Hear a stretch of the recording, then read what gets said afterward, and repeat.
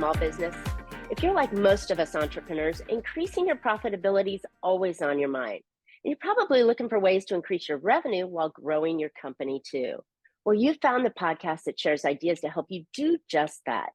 I'm Marcia Reiner. I'm a business growth strategist.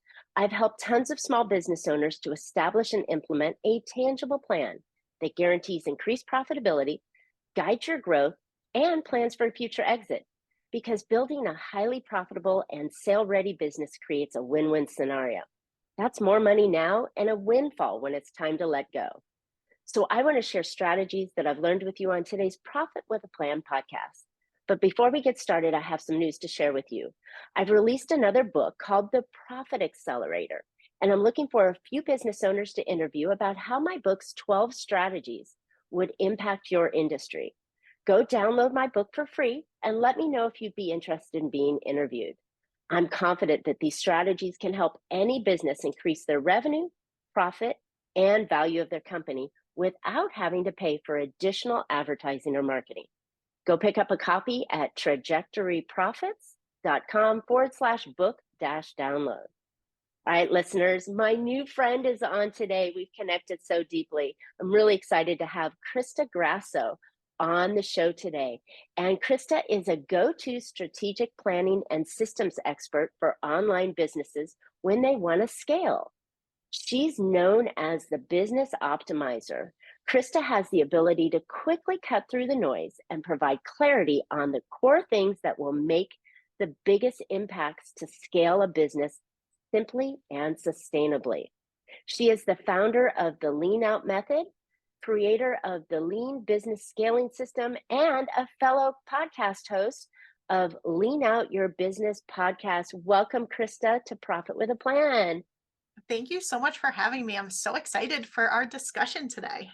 Yeah, me too. So I know that, I like to ask the introduction question of how in the world did you get involved with scaling and organizing, leaning out companies? What was your trigger? What was your start? So I think like so many of us, we had such a winding road getting where we are, and we never could have predicted being where we are today. So back in college, I was actually a fine art major. And I had always had this vision of working for myself and having my own business and doing something very creative. And as Mm. I was getting close to graduation, I was thinking, if I'm going to run a business and do my own thing for my whole life, I should probably know something about business. So I ended up deciding to actually get a business degree. And the irony is, I don't think I used anything I learned in college to actually grow and scale my business, but I did what I thought I should at the time, graduated with a whole bunch of business, college loans and debt, as many of us Oh my do. gosh, yeah. And so I decided I was going to work for a couple years, pay off the college loans while I figured out what I wanted to do for my own business. And as it just so happened to turn out, that very first job that I got was a job in a company that did lean. The job that I took on was a project management job.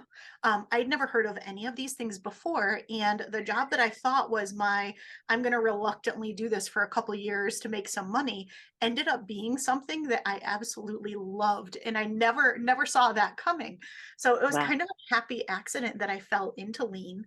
And I fell into all things project management systems, and really helping businesses to leverage their efficiencies to actually scale, increase their profits, reach more people, get better results with the products and things that they were bringing to market.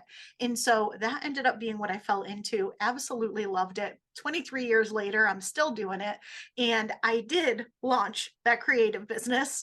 And I ended up applying these practices to that small business, which made me realize that there's all of these other small businesses like mine that aren't leveraging the lean practices that larger companies are using because they see them as something like I did just for a large business. And they're Right. missing some of those incredible opportunities that, when right sized and applied in the right way, have a huge impact on a small business. I love it. I love it. So I've interviewed a couple of people with lean backgrounds. So do us a favor and remind the audience what lean means. Yeah, I'm going to make it super simple. Lean Good. is about eliminating waste and increasing value. So if you think about waste in your business, where are you spending time that you don't need to? Where are you investing money that you don't need to? Where are you putting energy into something that you don't need to? All of those are wastes in your business. And value is typically the value that your clients get from working with you. How quickly can you get them to the transformation or result or whatever it is that they want? And how can you on the back end be bringing in the level of profit that you want and making the impact that you want? So decreasing waste, increasing value, that's really what lean is all about. And I think that's applicable to every business, no matter the size, scope, industry. Well said, because oftentimes people think of lean as the eliminating waste, and the original version of that is through manufacturing, right? How do you eliminate waste or loss of time or productivity or equipment or your goods that you're using to build your widget, project, service, whatever it is. But I love the way that you've used it into things that everybody has, their time, right? Their efficiencies, the use of the product that builds their company. So I love that. And it's so important and so on point for the beginning of a year when people are looking at, what am I going to do this year in my business? Right? What can I do to improve how I'm going to do the things I want to do this year? And I think this is a perfect time to look inward and kind of fix some of those problems that have been hanging on with us for a long time. Right? Oh, Okay, so I love the idea of lean. How do we go about it though? Come on, this is like working on a repair in a house, right? You open the wall to fix the electrical and you find, $25,000 worth of work and 6 months worth of work. We don't want it to be like that. We want it to be simple, as you said, right? So how do we find what we're going to do, what we're going to lean yeah. out? There's so many different things that you can typically lean out in your business. But what I find is if we go and look at why do you need to lean something out? Why do you need to simplify something? It's usually that over time, we are exceptionally good at saying yes to things and we are exceptionally bad at saying no to things. So we end up adding, adding, adding. We're at the beginning of a new year. There's probably so many amazing things that you want to accomplish this year, new projects you want to take on, new goals and revenue targets that you want to hit. But did you take the time to actually say no to something else to create the space for the things that you want to do this year? So It's often we good. don't. We just add, we add, add, add, add, add. And so we end up in this place where there's a lot of noise, there's a lot of complexity. It's hard to sustain things, and we end up working way harder than we need to.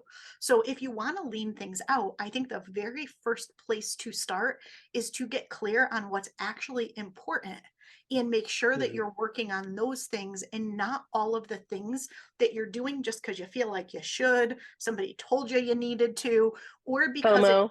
yeah, legacy stuff that you've kind of been carting around with you from year to year, quarter to quarter, because you never took the time to clear it out. So I think Mm. first things first, you want that clarity on what is the vision that you have for your business long term and how does that apply to this year. If we're sitting down and doing this podcast, 1 year from today, and we're looking back and chatting with you and saying, how amazing was this year for you? Mhm. How was this year like the most successful year you've ever had in your business? What would have needed to have happened for that to be true? And I think you want to start there, and then you want to break that down to, okay, how am I going to get there? What are the goals? What are the specific things we're going to do? And then you want to compare that with what you're currently doing. And I bet there is probably a pretty big disconnect or a whole lot Yeah. of bonus stuff that you're currently doing that doesn't need to be done at all, or at least doesn't need to be a focus area right now. I like that. That is so important because we do stack things on top of each other and just run wild with, oh, that's a great idea. I'll add it to the thing. But I love the idea that the first place you're looking at is your own time, right? And it could even be the own time for your team as well as your own time for yourself. That looking and saying, what really do you need to be doing to reach that goal rather than just adding more garbage on? Not non-effective, non-efficient, non-money making, ringing the cash register activities, right? And Mhm. so I love that. So do you just kind of look at your calendar and go, what am I doing? Or do you start to do kind of that diet thing of like every bite you put in your mouth, you write down? So yeah, there's several different ways that you can approach it. What I think one of the absolute best ways to work as an individual, but also as a team, is to work in focus blocks. And so one of the first things I typically do with founders is we look at their current calendar. And sometimes you're not even taking anything off your calendar, but you're restructuring how and Mm. when you do what you do. And that gives you back a whole lot of time. The next thing we do is I'm a big believer in capacity based planning. If you just work off of a to do list or off of a plan that you have, you're going to work more than you want to. You kind of just wake up, you work, you stop at some point, you hopefully get a little bit of sleep, you wake up, you do it again. Whereas Were if you you looking do at me the other day? Whereas if you do what I call capacity based planning, that's where you're really clear on how much capacity you have available, how much capacity your team has available, and you're making commitments within that capacity while also creating protected space for all the Mm, stuff that comes up that you couldn't have predicted, the things that come out of left field, the things that you maybe estimated and thought were going to take you 2 hours that take five. And so you want to be really intentional. So sometimes it's just restructuring what you already have. And other times it's just going into any time block, whether it's a week, a day, a month, a quarter, with a lot of intentionality and really right. getting clear on what's the capacity I have, how much protected space do I want to hold in my calendar, and what can I do and what should I do with what's left. I love it. I love it. Designing your business in a way to be efficient and effective. Ooh, this is good stuff, Krista. Okay. So we've got clarity, right? We're kind of figuring out a path by knowing where we want to go and reverse engineering it. What else do we need to do? Yeah, so there's four kind of core pillars of lean out method. The first is context, and that's getting clear on that vision. It's getting clear on where you want to go. It's starting with the end in mind. It's making sure that your business model is aligned. And part of that is looking at your schedule and your time. It's looking at your offers and what you're doing in your Mm, business. And then the clarity piece is the planning. It is getting clear on what are we going to be focused on right now? What is the capacity that we have? What is the love it. skill that we have, or maybe we need to do some learning. And then from there, it's commitment and Kaizen. And so commitment is about committing to those goals that you set, those specific outcomes that you want to achieve in the business, and then trying to get there in the most efficient, effective way possible. Running experiments, trying things out, knowing not everything's going to always work perfectly the first time out, no matter how much we want it to, and no matter how hard we plan on trying to make it work perfectly. But we have to commit to keep going. We have to commit to work through some of those kind of mindset challenges that might come up or Hmm. those roadblocks we run into along the way. Mm, And this is holistically not just you as the founder of the business, but across your whole team. How does everyone stay focused and work in a really productive, strategic way to achieve those outcomes and to achieve them without a lot of waste, right? Um, love it. and that's Love it. commitment. Yeah. You said a word that I'm not familiar with. Kaizen. What is that? Mhm. So Kaizen's the fourth pillar of lean out method, and it means making small continuous improvements and changes for the better. And Oh, so yeah, it's such a really powerful concept. It's such a great concept. It's something that I think should be a part of how we work as a whole, because if you've ever been at a point in your business where you have felt like you just want to burn it to the ground and start over, something has gotten to the point and you're like, I can't take this anymore. I can't do it. I'm shutting down this program. I'm shutting down this offer. Maybe I'm shutting down this whole business. That's usually a good indicator that you did not have a culture of Kaizen in your business. mm, I like Because that. yeah, what you're doing with Kaizen is just those small changes. You're constantly looking at how can I incrementally make this just a little bit better? How can I optimize what's already working really well in the business? How can we use data? And it could be quantitative, it could be qualitative, but how do we reflect and look at what's working and what's not so we can make really strategic decisions in the business? But how do we do it proactively so the changes we're making are these small improvements and experiments instead of waiting for things to get to a point where your only option is to completely like take it to the ground and start over again or make really dramatic revolutionary changes. And I think monumental micro changes, right? The little ones that have big effect later on. make it easier for people to change along with them too, right? So Mhm. if you totally scrap your accounting system and put in a new accounting system, people are going to freak out, right? And there's going to be problems and delays and learning curves and everything else. But if you change a method, or if you improve a process that you do to effectively make it better, even if it's just a way that you communicate with your customers, or a little thing that you can do to make that relationship deeper.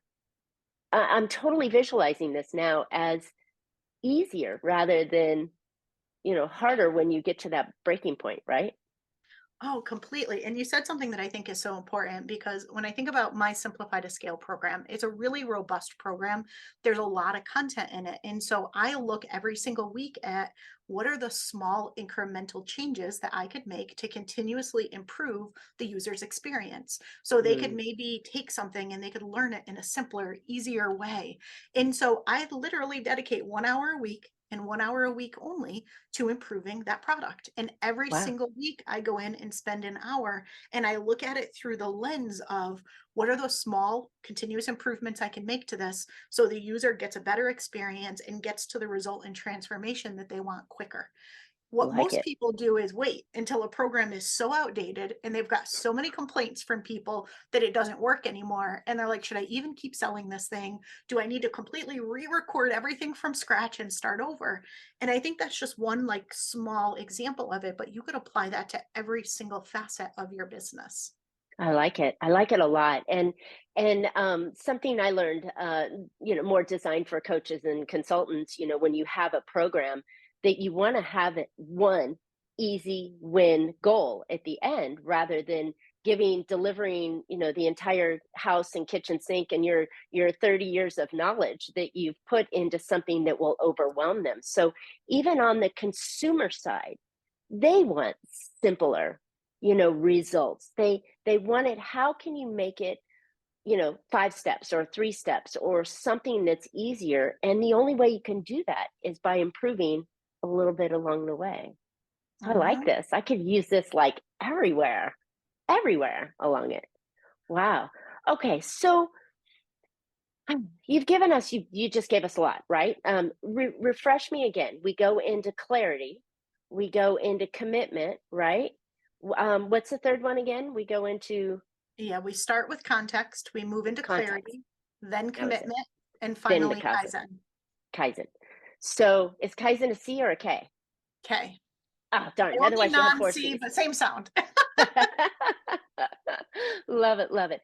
So what are some of the places you mentioned time as the first place you want to look at to improve and lean out your company?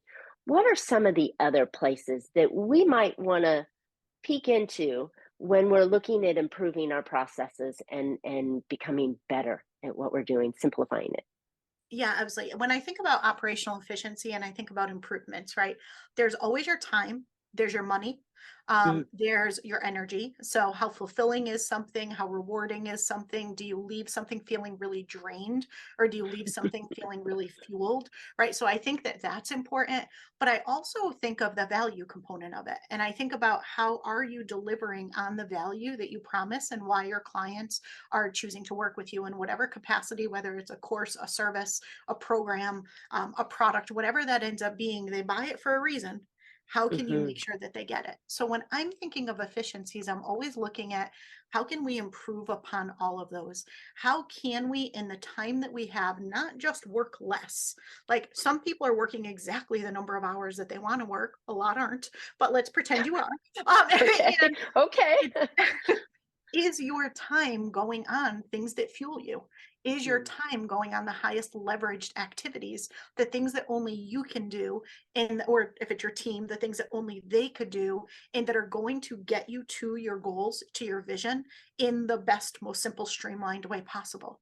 So there's looking at all of those different facets. When you look at your finances, right? are you actually keeping as much of the money that you're able to keep in what you're doing? People, as you know, because this is your area of expertise, get super focused on revenue and sometimes miss out on profitability. And if you Yes. want to actually raise your profit margin, you can go sell a whole lot more, or you can cut out a whole lot of waste in what you're currently doing and improve your Yes. profit margin that way from what you're already Yes. selling.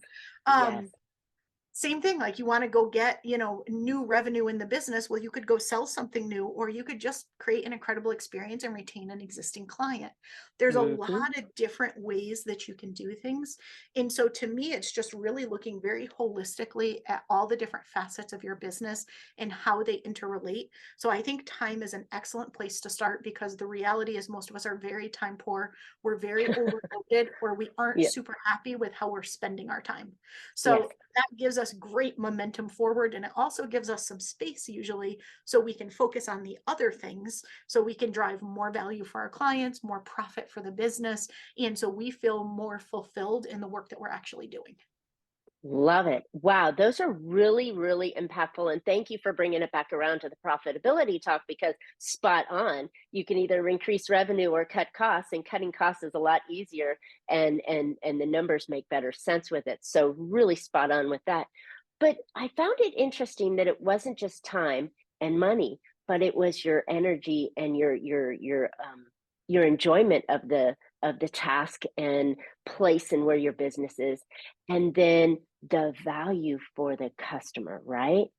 Um, that is really important, I think, for you to stay ahead of the competition, for you to stay in engagement with the revenue coming in, right? You can, if they're happy, they'll buy more, or they'll stay longer, or they'll be interested to buy the next thing that you're releasing, because you've provided the value that they know they need. And we know that business is like that repair, right? Where you open the door and you find that there are more things to do. Because if they buy one thing from you, chances are when that is mastered, the next logical step could be from you as well. So I Yeah. love the relationship you can deepen with that. But I'm feeling a little overwhelmed here because there's a lot to do, right? So, in using that Kaizen theory, how much time should we be spending on improving and leaning out our business each day, week, month, quarter? Yikes. Yeah. Yeah. I see a long laundry list of things that need to be done. It is such a great question. And I always say, like, we all know the phrase, like, work smarter, not harder. I love that approach. I feel like that's like one of my core philosophies. But the reality is, and something that most people don't talk about, sometimes you have to work a little bit harder in order to actually work smarter. It's not magic. You can't just say work smarter and it's like poof, oh, I got all this There's no time back in proof. my calendar. There's no there's no magic wand. I'm still trying to find one of those. If I do, I will let you know. But Thank and you. so I think you do need to be really strategic about it. And there's two ways that you can approach it. You can say, you know what, going into this upcoming quarter, we're all going to commit to put a little bit of extra time in right now, because we know that we're actually going to get 5 times that time back going forward, not just in the following quarter, but like forever, because we're going to put systems in place. We're going to put automations in place. We're going to be really smart and strategic at what we do. We're going to look at what we can cut. That's one way that you can do it. The other way you can do it is, here's my capacity. I'm going to make a capacity based plan, and I'm just going to make sure that I prioritize this going into the next time block, and therefore something else doesn't get done. So you can Mm, choose to have it be a temporary ad, and a lot of people do. But if you're really smart and strategic with your time and you do those capacity based commitments, it doesn't have to be something extra, but it does have to be instead of something else, because you already had that time filled. So I think those are the decisions that you need to make with your team. Something that I find to be incredibly, incredibly helpful is mm. a technique that I developed called the optimization hour. And Oh, I think sometimes we can't commit to doing a whole lot of things, but we can all find an hour in our week to focus on optimization. And so if you have yourself and every single member of your team, like your core team, every week focus on taking something that's working and making it even better. And you can prioritize what those things are. You can Mhm. agree as a team, or you can let people go off and do what they want. Sometimes people really love to just kind of pick something and go and try to make it better. You end up with those Kaizen kind of culture in your business. You end up with those Yeah, small continuous improvements, and it gives you a whole lot of time back. You get a really big return on that hour that people are investing. I love it. And it gets buy-in, right? Because everybody wants to feel like they've partnered in the growth of the company, right? They feel more satisfied that they had an idea that turned into something better, right? And I think that's the culture that we're in right now with the generation that's working. They may not want more money, they want more input. They want more value. They want more appreciation inside the company, and so on. And I think this is a way to get their buy-in as part of your company and pushing that big boulder up the hill. They'll help. They will. And also, if you think about it, how many times in a week do you have a conversation of, oh, this drives me crazy. If only I had the time to get to it. Every single person on your team feels that way too. And when you give them that protected space, they know they get an hour every week where they can optimize something, they can make something better. All of those things start to disappear because they're waiting all week for their optimization hour to finally be able to go organize the files so they can find those pictures that they need to create the social media graphics, so they can go do this. And not only do they get the buy-in, but they're looking forward to it because that's the protected space to fix all the stuff that frustrates them and gets in their way of delivering the quality, result that they want for your business or doing what they love most. I like it a lot, and it is so needed. I mean, my goodness, there's so many times. I just this year, no, actually last fall, I initiated it where Friday afternoons, there's a couple of hours that after 2 to 5, I put it in where I can either go play golf or I can work on my business or I can go get my nails done or whatever, where that's a time for me that I can catch up on a project or do things that I have. So, funny enough, I've already kind of implemented that time slot, but I think it's more important to come back and go, well, you know what? That's a perfect time to put that optimization hour in there where I can make a process better. I can work with my team to have them do that same thing. And I love it if we did it together. I'm just imagining this even more, that we set some objectives that we want to improve this year, just like we set our objectives for our goals that we're going to achieve this year. That if we have those linked or aligned, right? Then they're going to help everything else go along too. So they're not randomly going, well, I just want to alphabetize the filing system, you know, there's no real gain from that. But if it was a part of the goal that we're trying to achieve, then you're getting a double win on it. Mhm. Oh yeah, I it's like as it. soon as you get the practice in place, you can start to get really strategic with it, and it's amazing the impact that it can have, and just how excited people get for that hour. You wouldn't think so. They will get really excited for that hour when you give them the protected space to go make their world better and make the company better. I love it. And you get the kudos afterwards. Congratulations, John. Congratulations, Jill. You did that. You made it improved. And guess what? Here's the impact of what you did. So when I give you the raise next time, you've impacted the company's bottom line, right? So it gives the company some win on it as well that allows you to reward your employees because you've given them the tools. So let's add in HR here, right? And keeping and developing good employees out of it. Wow. I mean, we could talk for days on this stuff, Krista. I know it is. Right? There's just so many areas that we can all improve our businesses. And what a perfect time as January's rolling along that we're talking about improvements. So, Krista, where can listeners find out more about you and your lean out method? And my goodness, getting their optimization hours stacked in. Yeah, absolutely. So if you head over to leanoutmethod.com, you will find all of the things. But if you want to know the top 10 areas that I see most businesses where they have wasted time, money, and energy, I actually have a guide that walks you through it. You get to self-assess where you're at in each one of them. And there's some great tips on some things you can do based on where you're at. And that's leanoutmethod.com/waste. Wow. Love it. And so important. Thank you. That's generous to give us a guideline of where to get started with that. And I know that there's a lot more inside your sphere that people can get some help and guidance on this because, coming from the coaching and consulting world, you can't often do it alone. You can, but it's better when you use someone else's experience, knowledge, and systems and processes to speed that up.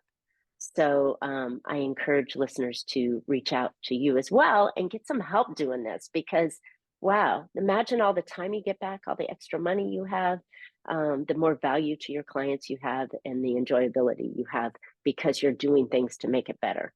Love this stuff. All right, listeners, I hope you found a couple ideas today. I am like, my mind is spinning right now on the things that I can add to my business this quarter that will improve it and make it better. And I hope you have found more ideas that will make your business more profitable as well.